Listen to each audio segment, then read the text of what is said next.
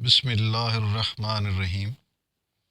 Dear students, السلام علیکم. اس lecture میں ہم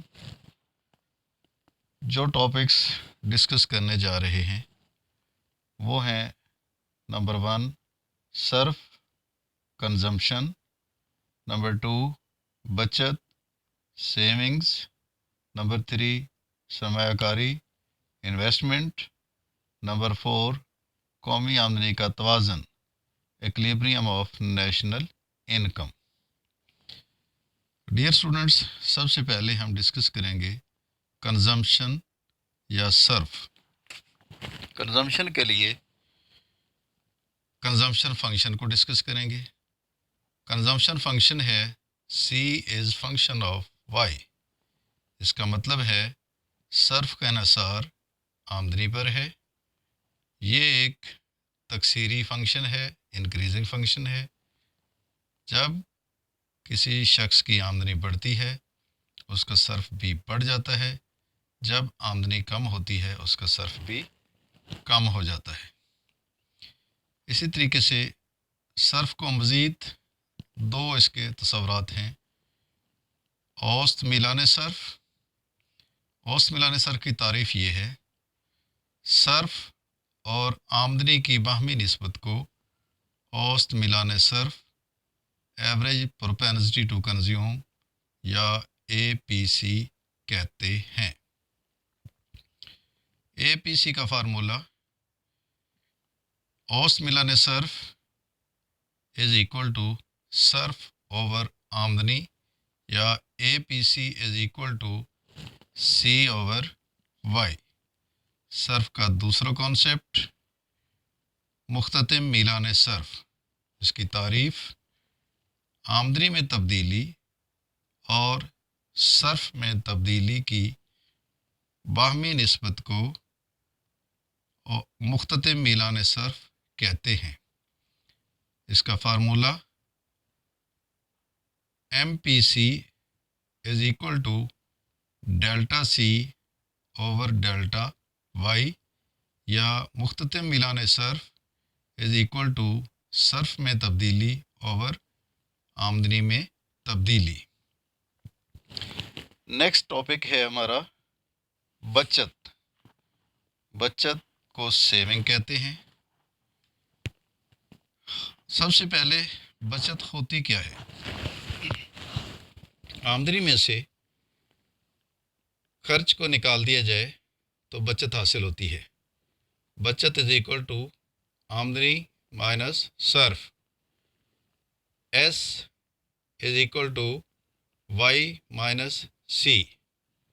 ڈیئر اسٹوڈنٹس، ابھی ہم ڈسکس کریں گے کہ بچت کا دار و مدار کن عوامل پر ہوتا ہے. بچت کا دار و مدار دو عوامل پر ہے. نمبر 1 بچت کرنے کی قوت، نمبر 2 بچت کرنے کا ارادہ.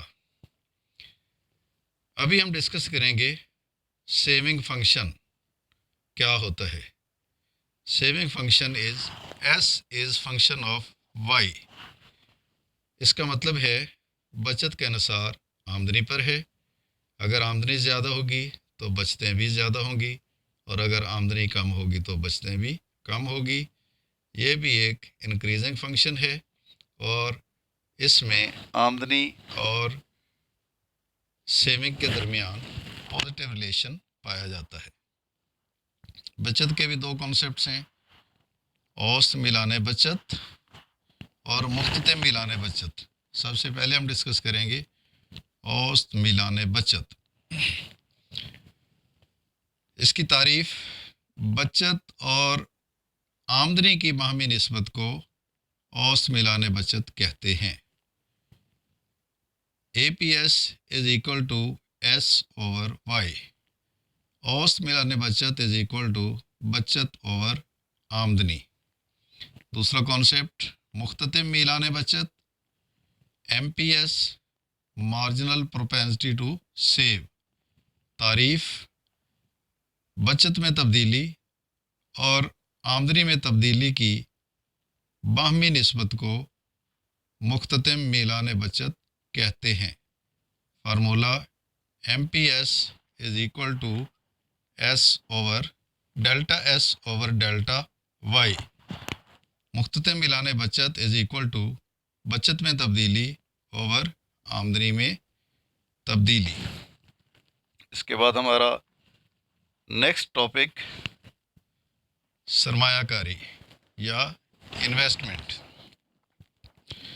सरमायाकारी का मतलब है कि अफराद के पास जितनी भी बचतें होती हैं, यानी कि सबसे पहले इनकम है, इनकम से जब कंजम्पशन माइनस किया तो सेविंग्स आ गई, और ये जितनी भी सेविंग्स होती हैं इनको लोग ऐसे कामों में, ऐसे मंसूबों में लगाते हैं जहाँ से उन्हें मज़ीद आमदनी हासिल होने की उम्मीद होती है. तो मसलन नए कारखाने लगाना, नई इन्वेस्टमेंट करना, ये तमाम का तमाम सरमायाकारी कहलाती है. सरमायाकारी का जब हम फंक्शन को डिस्कस करते हैं तो ये कहलाता है I is function of Y. I का मतलब है इन्वेस्टमेंट, Y का मतलब है आमदनी. इसको वाज़े हम करना चाहते हैं कि सरमायाकारी के अनुसार आमदनी पर है. अगर आमदनी ज़्यादा होगी तो सरमायाकारी भी ज़्यादा होगी. ये एक पॉजिटिव रिलेशन है और इसको इंक्रीजिंग फंक्शन या तकसीरी तफाउल कहा जाता है. इसके एक और रिलेशन शरह सूद के साथ देखते हैं. I is function of small i. I investment, small i rate of interest.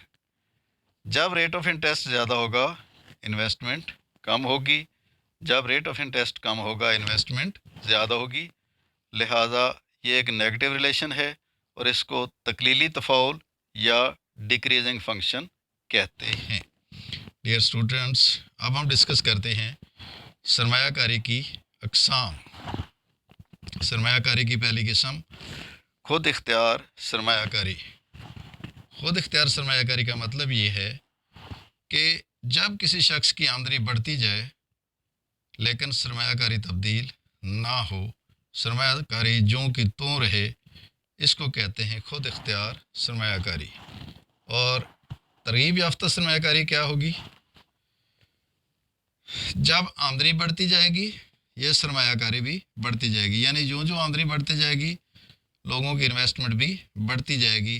तो जो इन्वेस्टमेंट आमदनी से तरगीब पाकर बढ़ती है उसको तरगीब याफ्ता सरमायाकारी कहते हैं और ये पॉजिटिव रिलेशन होता है. तो ये था जनाब इन्वेस्टमेंट. डियर स्टूडेंट्स, हमारा इस चैप्टर का जो लास्ट टॉपिक है वो है कौमी आमदनी का तवाज़न, इक्विलिब्रियम ऑफ नेशनल इनकम. तो कौमी आमदनी के तवाज़न से क्या मुराद है? सबसे पहले हम ये डिस्कस करेंगे कि कौमी आमदनी के तवाज़न से क्या मुराद है. कौमी आमदनी के तवाज़न का मतलब ये है कि कौमी आमदनी की ऐसी सतह, कौमी आमदनी का ऐसा तवाज़न लिया जाता है जिससे इस्तेहकाम नसीब हो और जिसमें आए दिन उतार चढ़ाव ना हो, और अगर बाज़ नामसायद हालात के पेश नज़र कौमी आमदनी की यह तवाज़न बिगड़ जाए तो ऐसी क़ुव्वतें सरगर्म अमल होती हैं जिनकी वजह से मईशत आमदनी के पहले मेयार पर पहुंच जाती है. इसको कौमी आमदनी का तवाज़न कहते हैं. डियर स्टूडेंट्स, अब हम डिस्कस करेंगे कि कौमी आमदनी के तवाज़न के कौन से तरीके हैं. कौमी आमदनी के तवाज़न को मालूम करने के दो तरीके हैं. नंबर 1 मजमूई तलब और मजमूई रसद का तरीका. नंबर 2 बचत और सरमायाकारी का तरीका. तो सबसे पहला तरीका मजमूई तलब और मजमूई रसद का तरीका. इस तरीका के मुताबिक कौमी आमदनी का तवाज़न वहाँ होगा जहाँ मजमूई तलब मजमूई रसद के बराबर होगी, यानी C+S is equal to C+I. इसकी वजाहत के लिए एक ग्राफ से वजाहत की जाती है. इस ग्राफ में C+S जो है ये किसको शो करता है? C+S शो करता है मजमूई ایگریگیٹ سپلائی کو، مجموعی رسد کو، اور سی پلس آئی جو ہے یہ شو کرتا ہے ایگریگیٹ ڈیمانڈ یا مجموعی طلب کو۔ اس گراف میں پوائنٹ ای ایک ایسا پوائنٹ ہے جہاں سی پلس ایس اور سی پلس آئی ایکول ہیں، لہذا وہ نقطہ جہاں مجموعی طلب اور مجموعی رسد برابر ہوں گی وہ قومی آمدنی کے توازن کا نقطہ کہلائے گا۔ قومی آمدنی کے توازن کا دوسرا طریقہ، قومی آمدنی کا توازن وہاں ہوگا جہاں بچتیں سرمایہ کاری کے برابر ہوں گی، ایس از ایکول ٹو آئی۔ اس طریقہ کی وضاحت کے لیے ہم ایک گراف کی مدد لیتے ہیں۔ اس گراف میں آئی اور ایس، آئی انویسٹمنٹ کو شو کرتا ہے اور ایس کرو جو ہے وہ سیونگ کو شو کرتا ہے۔ پوائنٹ ای ایک ایسا پوائنٹ ہے جہاں بچتیں سرمایہ کاری کے برابر ہیں، لہذا پوائنٹ ای پر قومی آمدنی کا توازن ہوگا۔ پوائنٹ ای سے اوپر رائٹ سائڈ پر S is greater than I, یعنی کہ بچت سرمایہ کاری سے زیادہ ہے، اور پوائنٹ ای سے نیچے لیفٹ سائڈ پر S is less than I, بچتیں انویسٹمنٹ سے کم ہیں۔ الغرض پوائنٹ ای ایک ایسا پوائنٹ ہے جس پر بچتیں سرمایہ کاری کے برابر ہیں، لہذا پوائنٹ ای پر ہی قومی آمدنی کا توازن ہوگا۔ ڈیئر اسٹوڈنٹس، یہاں پہلا چیپٹر کمپلیٹ ہوا۔ اللہ حافظ۔